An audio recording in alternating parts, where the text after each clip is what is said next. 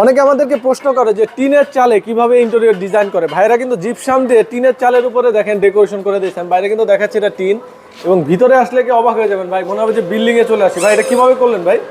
জি ভাই, আমাদের দ্বারা সম্ভব, এগুলো জিপসামের দ্বারা করা যায়। যারা টিনের ঘরের ভিতরে করতেছেন আমাদের সাথে যোগাযোগ করতে পারেন, কিন্তু আমরা করে দিতে পারবো।